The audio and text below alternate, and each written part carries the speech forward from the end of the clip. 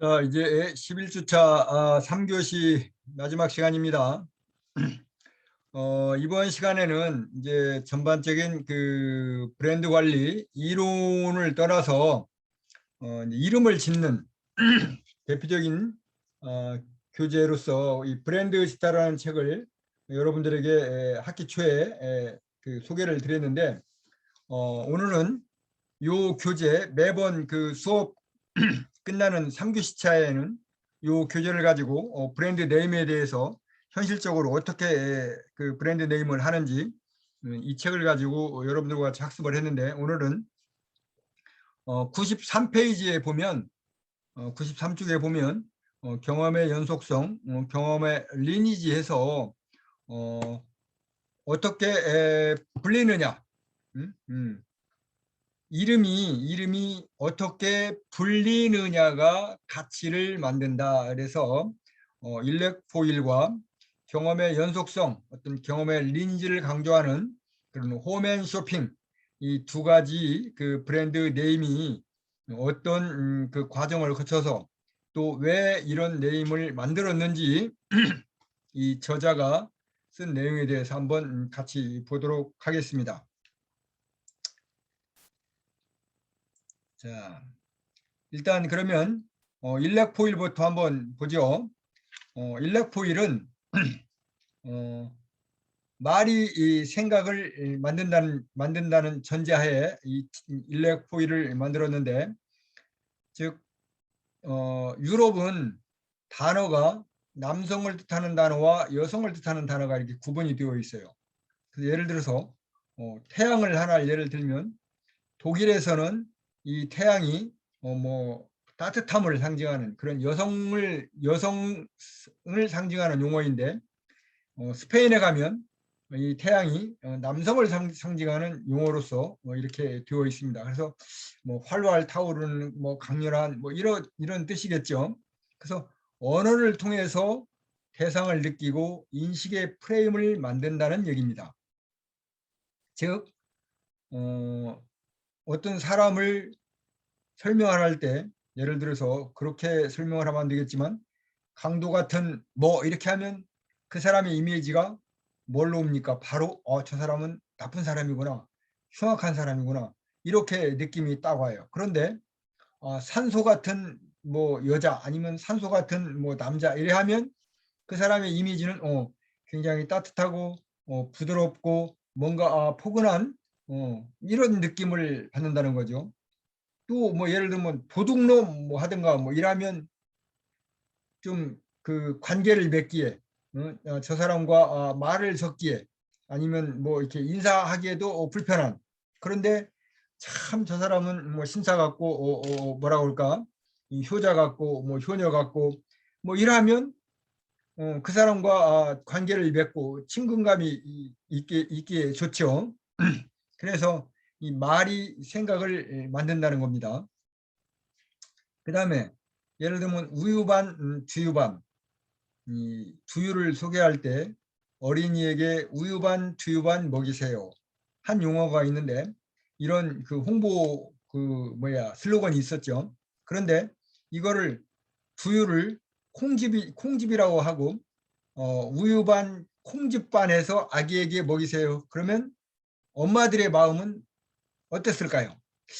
아기에게 콩즙을 먹인다. 그러면 콩즙이 뭔가, 콩즙도 물론 잘 이렇게 정화하면 괜찮겠지만 우리가 통상 즙하면 이렇게 뭐라 그럴까, 거기에 뭐 찌꺼기도 있고 아니면 찌꺼기라기보다도 이렇게 약간의 그 뭐라고 덩어리진 뭐 그런 것도 있고 뭐 이런 인식을 받는데, 우유반 두유반 하면 우유하고 두유하고 비슷한 그런 인식을 딱 받아서 우유처럼 뭐 깔끔하고 뭐 청량하고 이런 것이 이 두유이겠구나 이렇게 생각을 해서 우유반 두유반 하면 엄마들의 마음이 우리 아기에게 먹여도 문제가 없겠구나 이런 생각을 갖는다는 얘기죠. 그래서 이 콩즙을 두유라고 이렇게 이름을 진 것이 상당히 잘 진 이름인 것 같습니다. 그 다음에 이제 독도, 동해, 우리가 독도 이름을 들으면 생각나는 게 뭐가 있습니까? 뭐 독도는 뭐 외로운 섬. 그래서 뭐 독도라는 노래도 있지만 독도하면 지금 우리나라 사람들의 이 중년 그 성인들은 대부분 독도하면 한일 간의 어떤 관계. 그 독도는 우리나라 땅인데 일본 애들이 뭐 자기네 땅이라고 우기는 그런 나쁜 뭐라고 할까 이렇게 해서 일본에 대한 이미지, 독도에 대한 이미지 이것이 한꺼번에 딱 떠오르거든요. 그래서 이 말이 생각, 독도하면 생각나는 게 그거라 이거죠. 그다음에 동해 하면 이 동해냐 일본해냐 이것도 또 그래서 독도 동해하면 이 일본과의 어떤 관계가 있구나 이렇게 생각을 바로 만든다는 거죠. 그래서 이 브랜드 네임을 할 때는 이게 중요한 건데 거기에 이 이름을 짓기에 중요한 시가 하나 있어서 여러분들에게 소개를 하면 내가 그의 이름을 불러주기 전에는 그는 다만 하나의 몸짓에 지나지 않았다.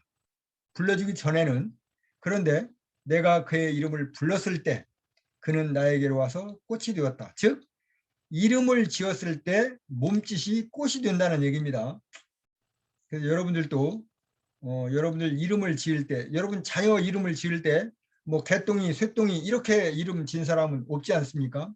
나름대로 이 과목 처음에 여러분들에게 소개를 할 때 설명을 드렸지만 한국 사람은 이름을 지을 때 일단 성이 있어요. 그 다음에 남자나 여자나 대부분 보면 돌림자를 사용하는 집들이 많죠.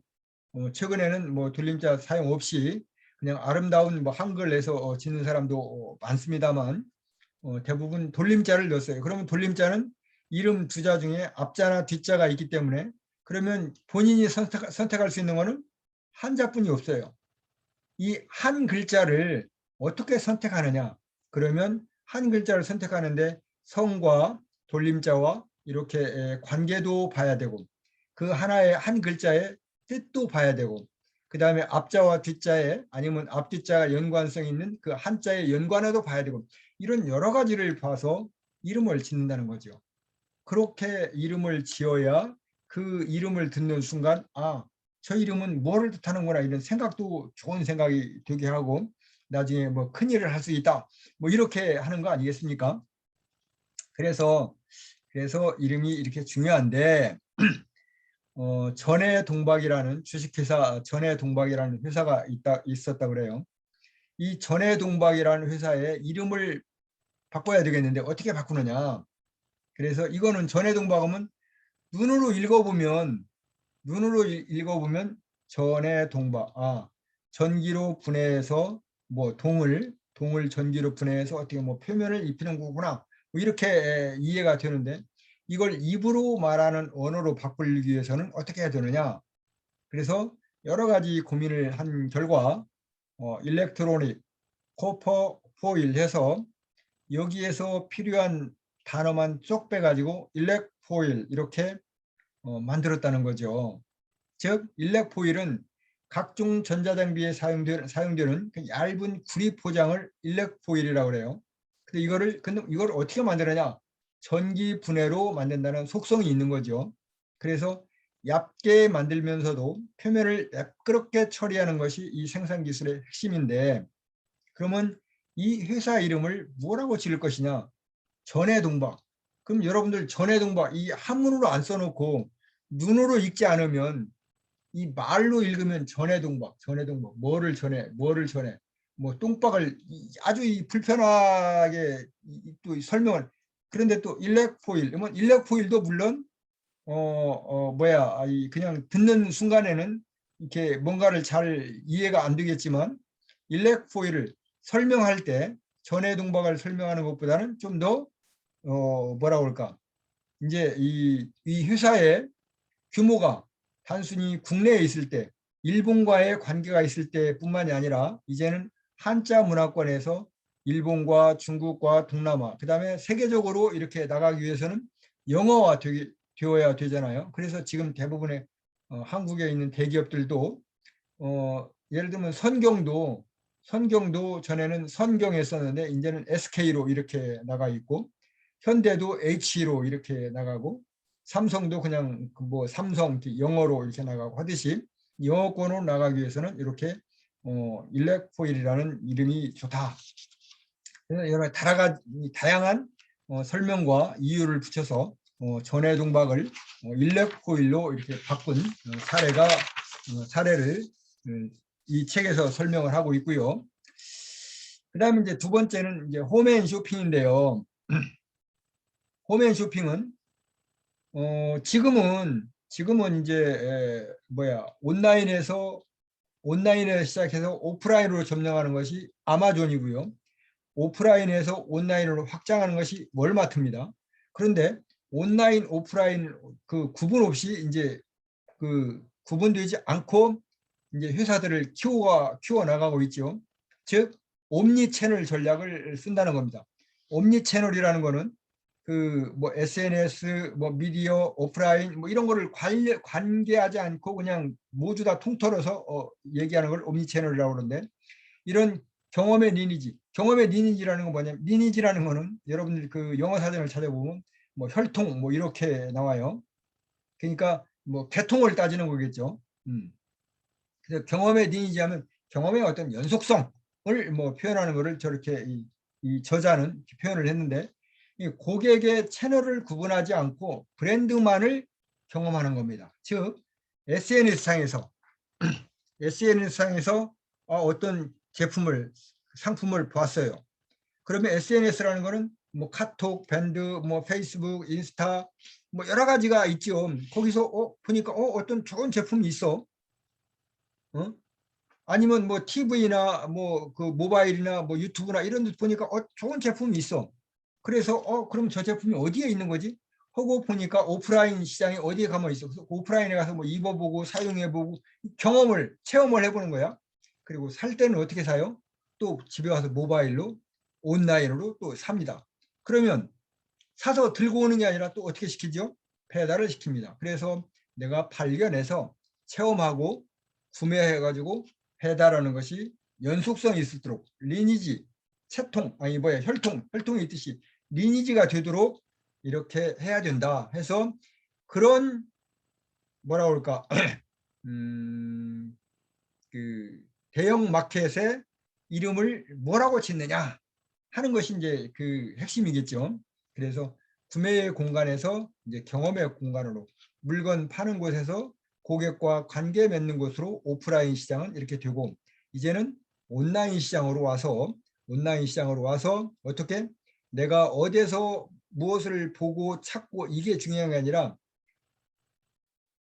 내가 무엇을 받느냐, 어디서 받느냐는 안 중요한 거예요. 무엇을 받느냐, 즉 SNS상에서 받느냐, 뭐 아니면 TV에서 뭐 컴퓨터에서, 이 어디서는 안 중요하고 무엇을 받느냐, 그거를 내가 어떻게 체험을 했느냐, 그리고 이제 구매해서 배달을 시켜서 내가 사용하면 되는 거예요. 그래서 이게 이제 핵심인 거죠. 내가 원하는 브랜드가 뭐냐 이겁니다. 그래서 이런 과정을 거치는 대형마트의 이름을 뭐라고 질 것이냐 하는 것이 여기의 핵심인데, 그래서 홈앤쇼핑이라 하자 이렇게 지었다고 그래요. 그래서 홈앤쇼핑은 그동안 홈쇼핑이라고 많이 여러분들 들어봤죠. 홈쇼핑 업계가 이제 유통 채널이 굉장히 다양화되어 있습니다. TV, 공중파, 케이블, 뭐 모바일 방송, 최근에는 뭐까지 나와 있어요? 라이브 커머스까지 나와 있습니다. 그다음에 앞으로는 이제 메가버스 메가버스 커머스까지 나오겠죠.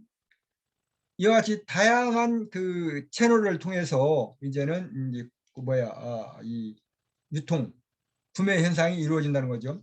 그래서 새로운 홈쇼핑 브랜드 네이밍을 정하는 기준을 어떻게 할까? 무슨 홈쇼핑으로 할까 하면 롯데홈쇼핑, 현대홈쇼핑, 뭐 CJ홈쇼핑과 별로 비교가 안 되는 거예요. 그래서 이런 거는 회피하자.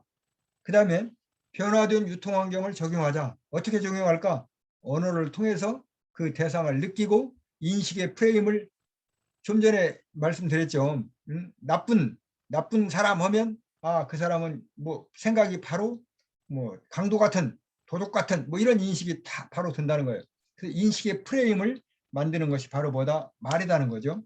그래서 그 언어를 통해서 대상을 느끼고 인식의 프레임을 만들기 때문에 과연 이 대형 마트를 어떻게 이름을 지을 것이냐, 변화된 유통 환경을 적용을 해보자.